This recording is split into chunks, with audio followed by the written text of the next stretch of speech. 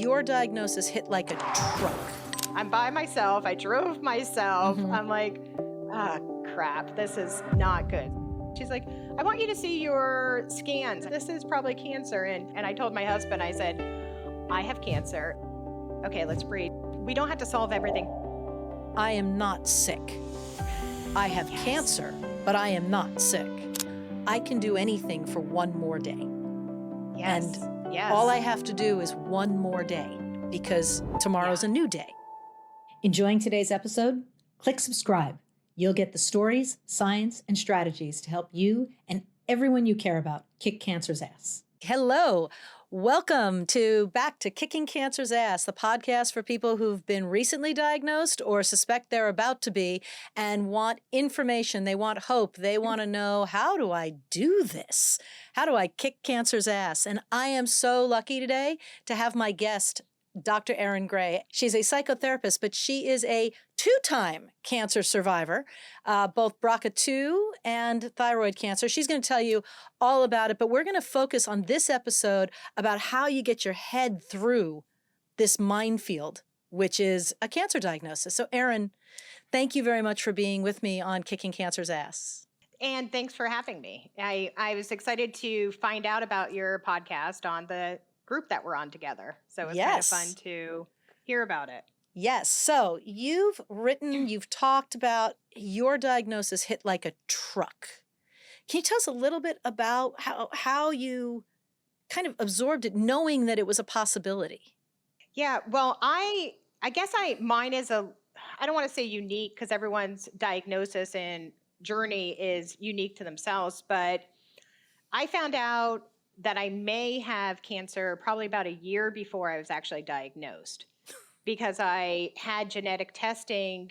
One of my family members, my brother, ended up with cancer, and my doctor said it was a unique type of cancer, so she had me get genetic testing. With the genetic testing, I found out that I'm a BRCA2, the BRCA2 gene mutation carrier. So that means that I had a much higher likelihood of getting breast cancer, ovarian cancer. There's a bunch of cancers that I could possibly get sooner than most people, or my percentage is a lot higher than most populations. So I was being monitored by my breast doctor and my gynecologist every 3 months. I would see one of them for a little over a year before I was actually diagnosed. And every 3 months that I would see my breast doctor, who eventually became my breast surgeon, she would tell me that I needed to have a double mastectomy. She said, a lot of people prefer to have the double mastectomy instead of having the stress of having having an ultrasound and a mammogram and then the MRI. And I wasn't, I think I was like 40, maybe 41 at the time, and I was like, I'm not really interested in that right now. The statistics say that I wouldn't have it until 60s or 70s, because that's what that type said, for the gene mutation I had. And so I was like, not really interested in that. So I had already had that conversation drilled into me every few months before my diagnosis. So it was already something I was constantly being fed for over a year. So if it makes you feel any better, I was 13 when my mother had breast cancer. Oh. My sister was 29 when she had it. That's when we found out we had BRCA1. And of course they said, and I had an 80% probability of breast cancer, and I had 2 family members where it had come very early. So I was in my early 30s, and they said, what about a prophylactic mastectomy? And I said the same thing you did, which was, no, thank you. I will do screening. The kicker was, my diagnosis was the day before my scheduled prophylactic bilateral mastectomy. Can you believe? Oh my gosh. Wow. I said the universe flipped me the bird. But this isn't about me. I want to understand when it happened. I mean, you had a year of living with this risk, And Right. I get it. Like for me, I would always celebrate my screening as annual or biannual, like half year. I don't have Right. cancer day until it was the day I had cancer. Um, Right. how did you balance your very natural reaction and what were your reactions? Because I assume it was pretty early if they were monitoring you that closely with your Well, therapist actually, mind. No? yeah, with my therapy brain and everything. Right. Well, they told me very soon, actually. So I ended up having my MRI, and it was actually my first scheduled MRI because of my breast, because I was only going to get those annually, like if Hmm. and I ended up having it, and I was in there and had the thing and put my little gown back on and was going to go get changed. And the radiologist ended up stopping me. I was like, "Uh-oh, this isn't good." Right. Like I'm I'd not like to even leave. dressed. I'd like to leave now. Yeah. So she's like, "Hey, would you like to? Hey, why don't you come in here for a second?" I'm like, okay. So she brought me into the room. I'm not even dressed. I just had the MRI, and I'm just like, she's like, "I want you to see your scans I just pulled up." And I'm like, Great. "Oh," I'm like, "This is not good. I'm by myself. I drove myself." Hmm. I'm like, "Ah, crap. This is not good." So she's like, "So see this mark here? This is probably cancer, and and you have the BRCA2 gene." She's like, "I would get a double mastectomy." I'm like, "What?" Like this is before. I'm like, "So are you saying I have cancer?" Right. And this is like within like and she's like, "Well, we can't say that yet because you haven't had the biopsy." Hmm. I'm like, "But you pulled me aside right now. So it feels like I have it." And so I'm so so sorry. that so that was really quick. So then that was in a December of 2017, and then I ended up finding out officially in January after my biopsy. And I always tell my breast surgeon, because I had already known her now for like a year and a half, by this time, she saw me. She saw me when I was walking in to her office, and she started crying. And then she went into my office, and then I went into the room, and I told my husband, I said, "I have cancer." And he's like, "Why?" I said, "Because did you not see the doctor?" I said, "She had tears in her eyes." And I told her when she came in, I was laughing. I said, "You have the worst poker Right. face." You know? Now you're being the therapist to the doctor who's telling you about your cancer. Yes. Yeah. I mean, because she's crying, and she's like, "I'm so sorry." And, she's telling me what we're going to do. And she's like, "I'm sorry, you do not have a choice now." She's Right. like, "You have to have the double mastectomy." She's like, "I know we've been toying with it for like a while now." She's like, "But now you don't have a choice." Hmm. I'm like, "Okay, so let's get this going." And it was quick. It was like I think she scheduled it within like 4 weeks. Like it was So still, but just it was 2 months, that. like mid-December and then February. And I think it's important. And people Yeah. hear the word cancer and they think I need to have surgery tomorrow or I need to start chemo Right. tomorrow. And I mean, yours was triple negative like mine, aggressive Yes. type. Yes. And they're like, yeah, we got to do this. But 2 months, that's not a life or death 2 months. No, it's not. And that's what a lot of people think when it's like, "Oh my gosh," because at first I was thinking that because I was diagnosed officially in January, and then I had my surgery in February, but I did not have chemo until, mid-April, like to start. So I remember when my breast doctor said, "Okay, well, we're going to do the surgery, and then you're going to meet your oncologist in April." I was like, "What?" I was so mad. I said, Mhm. "I can't believe you're going to make me wait that long." Because I was thinking just like that, "Oh my gosh, it's an emergency." Because my mom had lung cancer, and I just remember how quick that was. Mhm. And my brother had colon cancer. He's okay now, but like I just remember how quick everyone had to react, and I was just very scared. But then she's like, "No, we got this. I got it." She's like, "I have to do my job first." And then she explained everything a little bit better. And then I understood, Right. okay, there's a reason, not only for insurance purposes, because you want to make sure it's paid. Right. Always good. Chemotherapy and surgery are both expensive. Yes, super expensive. And that also, like so I understood that, because it is also a business for, not for them, because they want to make sure we're not stuck with a, $130,000 bill or whatever it is. But you also So need to that, recover. I mean, a double mastectomy is fairly significant surgery, and your oh body yes. needs to Oh yeah, recover. it is. Oh yeah, it's definitely covered. If it was No, I meant scary recover. for a little bit. You need to recover. recover. Yes. Yeah. Right. Yeah. I had, because when I had my surgery, I had the double mastectomy and I had the expanders and the double mastectomy at the same time. Yeah.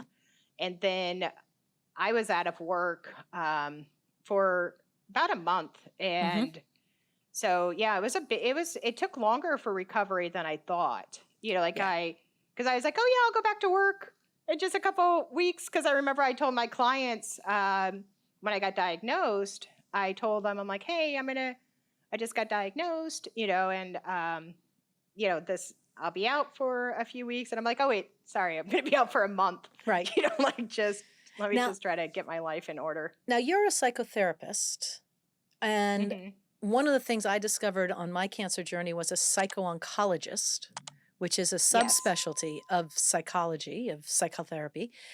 Tell me a little bit about how your cancer experience changed you as a therapist. Okay. Well, it actually changed it changed my niche a lot, because before my diagnosis, I've kind of waved through different specialties throughout my course of being a therapist, but I have worked with just primarily women before my diagnosis. I was like, I'm switching. I really like working with just women, so I'm going to just do that. But after my diagnosis, I started to really dive into chronic illness and how chronic illness really affects our mental health, how cancer affects it, how going to the doctors does, navigating healthcare systems, being our own healthcare advocate. So I realized that plays so heavy into our mental health, into our life stressors. So I realized by working with women, I could still do that, but also really navigating with their chronic illnesses, with their cancers, with, just different things. So that made me have a different appreciation for illnesses in a whole. That's really interesting. So what do you tell people? What's your advice as a survivor? Someone comes in and I get them as phone calls. I'm not a therapist, so I play one on the podcast world. But no, I get a phone call. Either it's a biopsy or I just got diagnosed. And my approach is to take down the panic because, for most of the time, the panic is not actually what's happening. But how do you guide somebody as a professional at this when they're in the reorienting of their lives because they've just heard you have cancer? Yeah. Well, it's really important for them just to kind of almost remember, okay, let's breathe. Just like you said just a few minutes ago, we don't have to solve everything right this second. You're allowed to gather the information, but don't gather it all. Don't go on all the websites. That is something my oncologist said. And I was so glad that he did, because when I got diagnosed with triple negative, he told me, he said, do not go on any Facebook groups. Do not search triple negative, because it's always the worst case. He's like, you're going to hear the worst case things. And I always told him, I said, that was really good advice, because I remember hearing when I was sitting in the chemo room one time, some jerk next to me was talking about like, oh, blah, blah, blah. I'm so glad I don't have triple negative, just talking. And I just remember telling my oncologist, I'm like, ugh, Like I Right. remember, like I wish I wish I didn't have to sit next to all these people. But I do tell my clients, like, watch what you're getting, what you're hearing from people when you tell them you're diagnosed. If, because a lot of times everyone wants to give you information, and also where you're getting it from. Mm-hmm. Trust your doctors. They are the professionals. You are allowed to get a second opinion, And but should. don't get all the second opinions, because then that gets kind of scattered too, because then it's like, oh, wait a minute. I don't like what they said, so I'm going to go here. And then I don't like, but they're saying the same stuff. So it could be, misinformation too, and that could cause panic, and that could cause more anxiety. But it is I do kind of tell them, just like with other stuff that's, other media type of sources, I do tell them, like, just kind of watch where you're getting it from, and try not to gather it from everyone, whether it's your friends or social media or just, Google or Reddit or something. Just kind of slow down, and it's okay. It's okay to and it's okay to sit and be sad. Mm-hmm. You don't have to solve everything. It's okay to say, you know what? This sucks. Mm-hmm. This isn't fair. I'm angry. I want to grieve. I don't want to talk to anybody. I don't want the help from people. Or I'm okay asking for help, because that's also hard for people. Mm-hmm. So I kind of let them let's just process it. Or if you don't want to process it, we can wait a little bit and we can talk about it then, because sometimes it just sucks. It sucks, like when you find out you have cancer or something, and it's just, I don't even know how to talk about it. So I was exceptionally well prepared, right? Mm-hmm. I was the 12th diagnosis in my family. Like, wow. I was like, oh, yeah. But when you know what you're dealing with, it's actually less scary. Yeah. Right? I said, oh, here's what the sequence of events that actually didn't happen in the sequence I thought it would. But I had to tell people because of the surgery was the next day. So I sent this email out to 300 people. And it was basically, universe flipped me the bird. I have triple negative breast cancer. Do not Google it. I already know. My mother and my sister are survivors of this type of diagnosis. Mm-hmm. Here's what I need. Jokes, funny stories, support. An oncologist would be great. Here's what I don't. Dr. Google is not my doctor, and I don't want links, and I don't want stories of other people. Yes. I've got it. So, and the interesting thing, Erin, was how many people thanked me for the clarity of the message. They all wanted to know what to do and how to help. And I told them, this is what you can do and how to help. And this is what doesn't help. Mm-hmm. Right? Because, triple negative, I mean, when my mother had it, had we known, it's terrifying, except that it's highly receptive to chemotherapy because it's so metabolic. So, like, okay, it's bad, but it's good. I don't know. It is what it is. There's 120 varieties of breast cancer. So I want to ask you to tell me a little bit about how Peloton actually played a part of you redefining yourself as you're going through cancer and your recovery. And I happen to know you had a second diagnosis of a different kind of cancer. So just how did you take something back? Yeah. So, I mean, and because you're a Peloton lover too. I mean, like, well, first off, the breast cancer Peloton group has been a lifesaver. They're amazing. Honestly. Like, they're just amazing. And I really feel like that has helped me so much over the years. I ended up getting my Peloton, I think, a few months after I finished chemotherapy. So that was kind of my "you finished cancer" present from my husband. And so at first, I mean, the first couple of little bit, it was like, okay, I'm going to do like a 5-minute ride and not die. But then like over the years, it's been really like, oh my gosh, I'm getting stronger. I'm feeling better. My anxiety is lower. I feel like I did way before I had cancer. Like, I feel, it just gives you purpose. And not only just feeling like, okay, well, I can do this long of a ride, or I can do this many weights, or I can do that.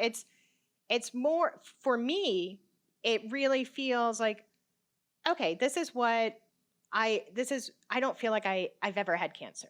I feel like somebody who's strong.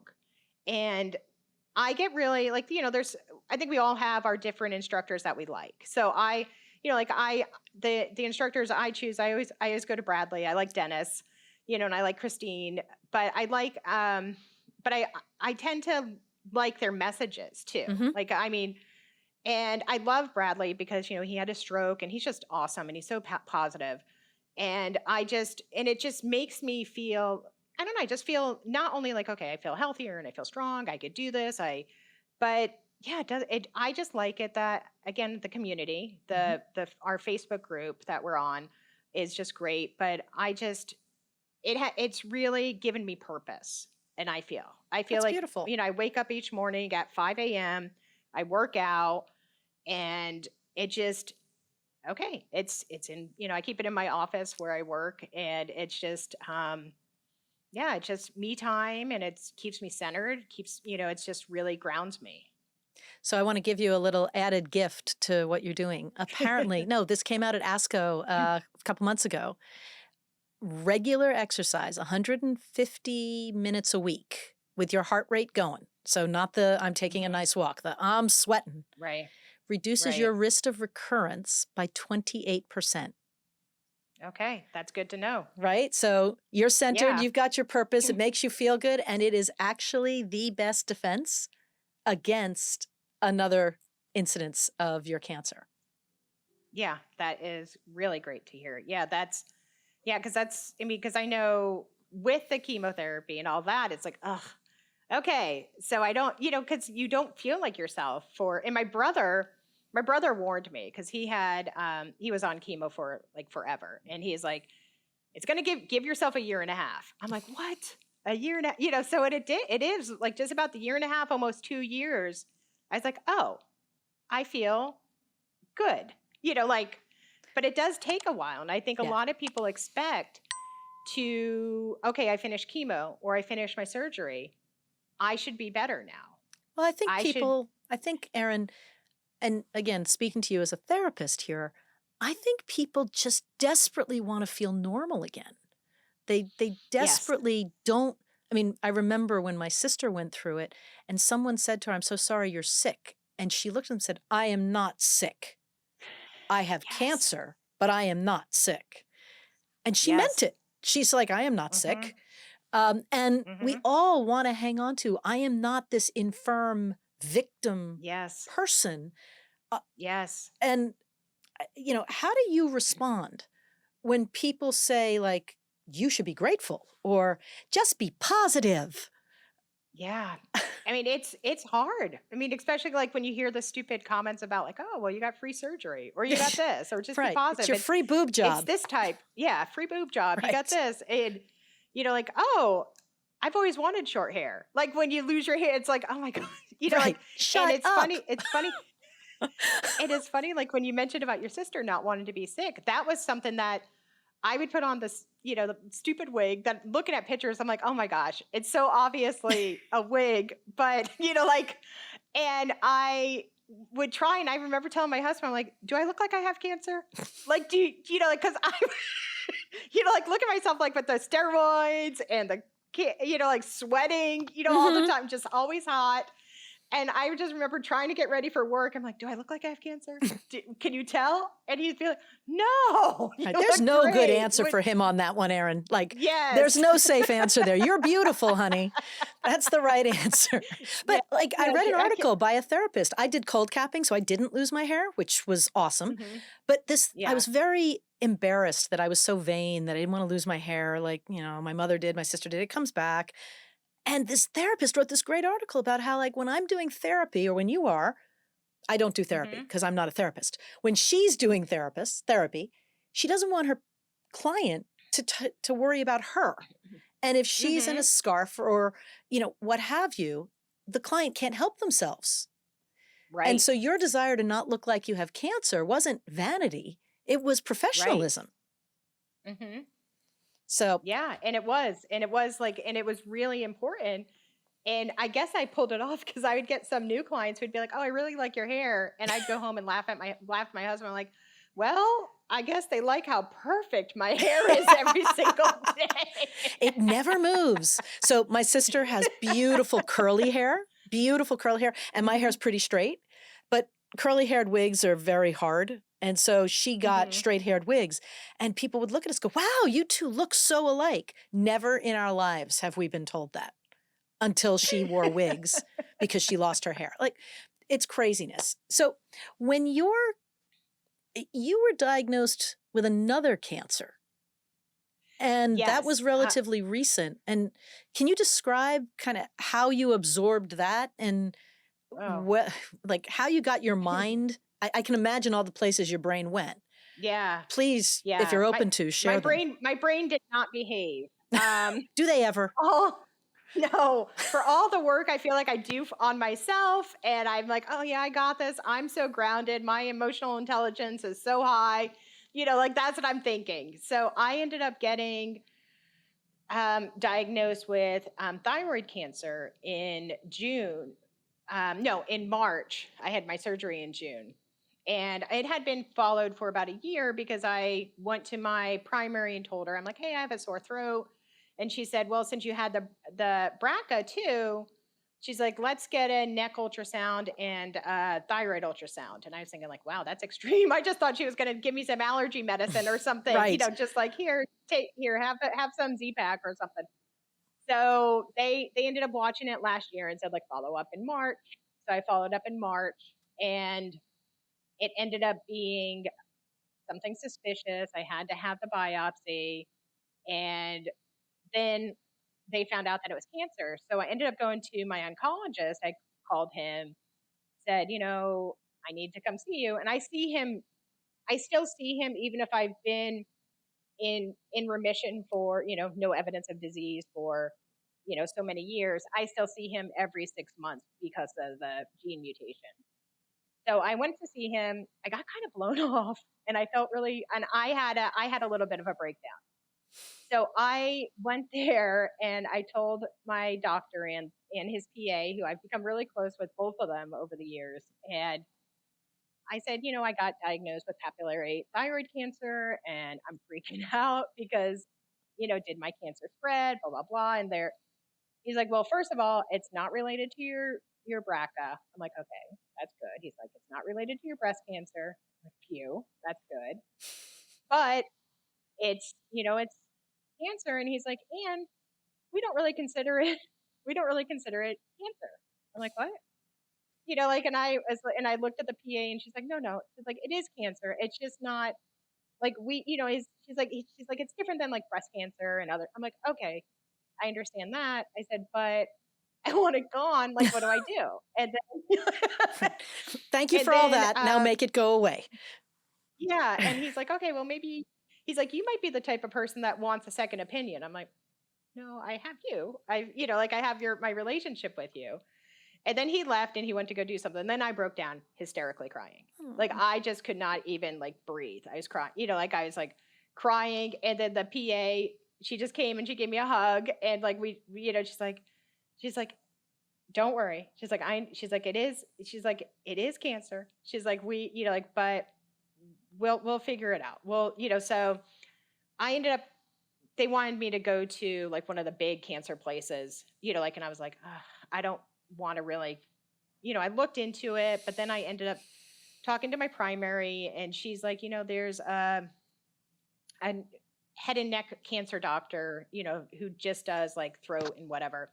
So I ended up contacting him and he ended up sending me to a different oncologist. I still have my oncologist, but this one is just a head and neck oncologist. And it is cancer. It is considered a cancer. And so I was justified. I felt heard. Good. And I ended up having my surgery. I had a thyroidectomy and neck dissection, had to have a radiation pill. So it was a little bit different experience. And I had so much anxiety this go around. And it's weird because it was a lot less surgery. Because for my breast cancer, I had, my double mastectomy, the 2 reconstruction, ports, the port put in and out, hysterectomy.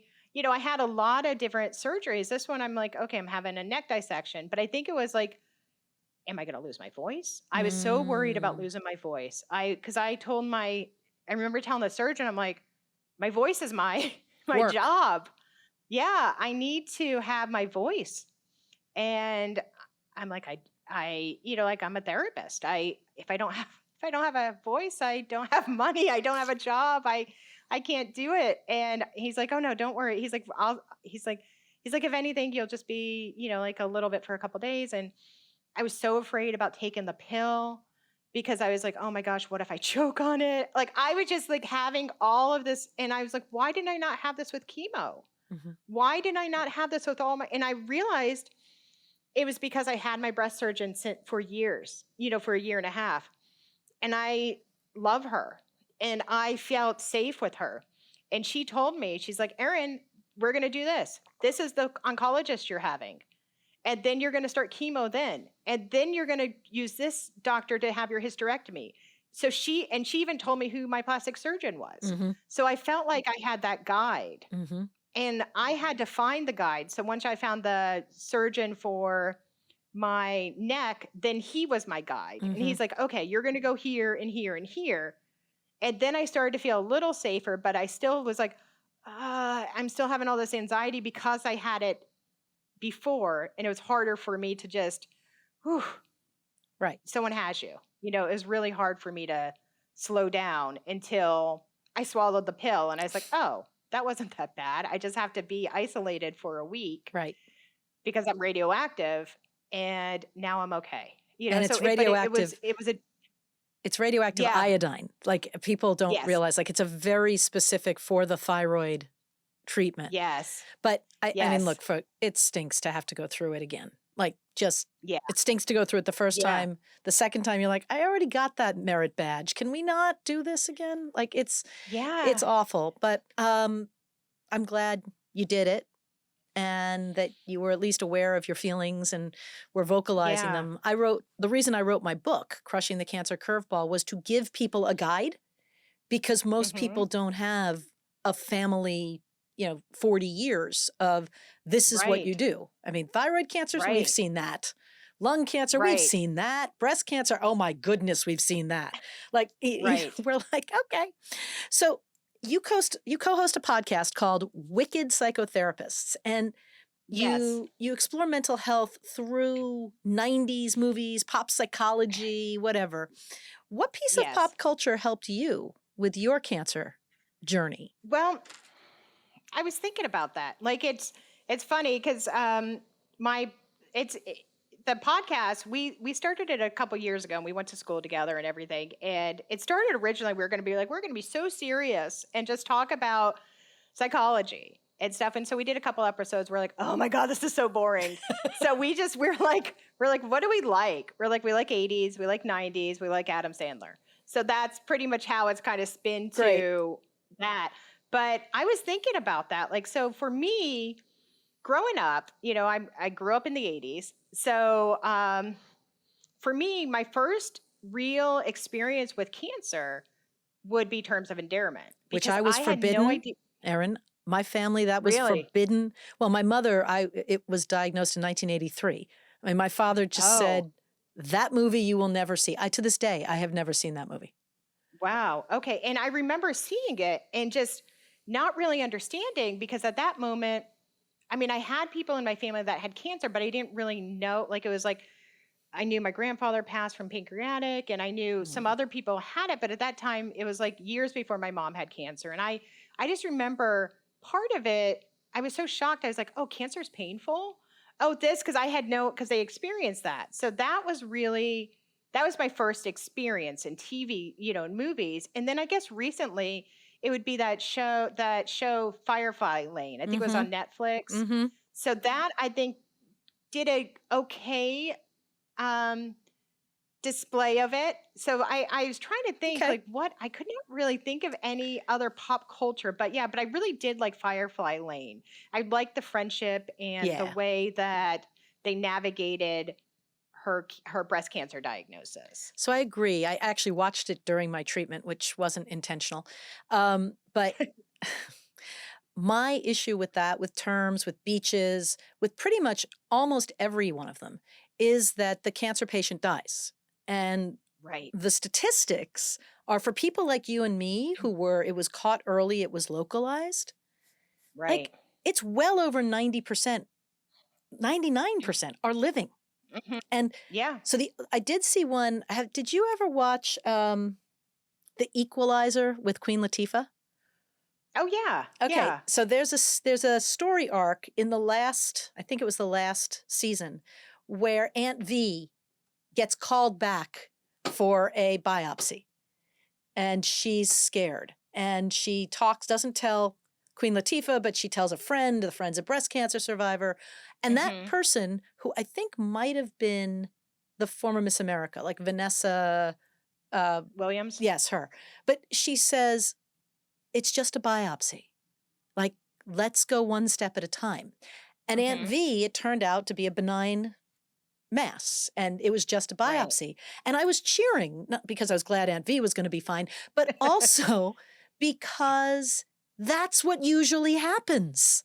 Most Hmm. biopsies are benign, and we're Yes. Yeah. terrifying people. So, anyhow, all right, let's do the Yeah. lightning round. Okay. First thing I'm that comes excited to your for this. mind, and then we'll wrap it up.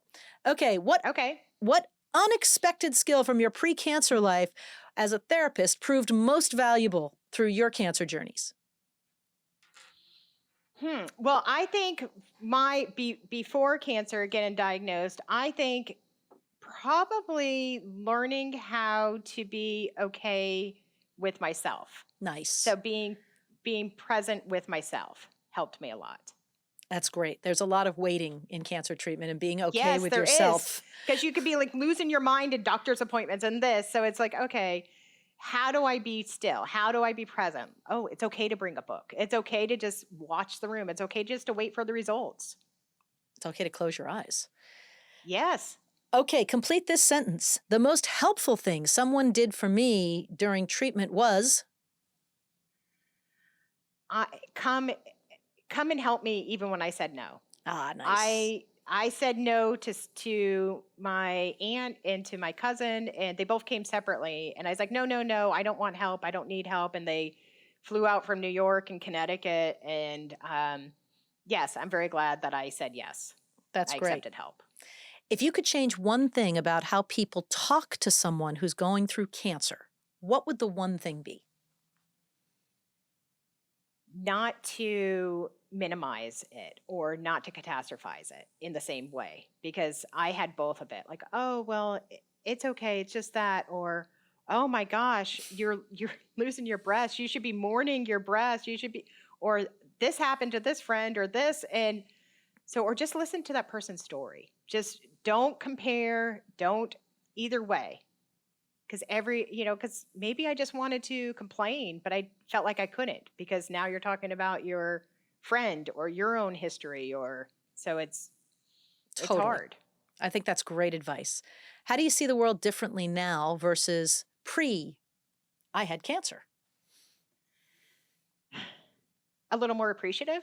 Okay. I think I'm a little more appreciative of life now. All right. So, last question. What's your advice for someone Okay. looking to kick cancer's ass? Just go, listen to your doctors. Just do it, or just be okay to accept the advice and get the help, and it's going to take time, and be okay with the different stages of getting better. And that's one thing I had to keep reminding myself. It's like, okay, I'm really tired today, but maybe I won't be as tired tomorrow, or whatever my journey was getting better. I think that's very wise. I've said to myself and to many other people, I can do anything for one more day. Yes. And yes. all I have to do is one more day, because tomorrow's Yeah. a new day. Mm-hmm. And I think Yeah. that really helps. Erin, you have been a gem. Thank you. Your clients Thank are you. lucky to have you to help them on thanks. their journeys. Yeah, I had fun. Good. Well, that's what we want to do. We want to share some stories, share some wisdom, and hopefully some hope. So may you stay cancer-free, my friend. Thanks, you too. Amen.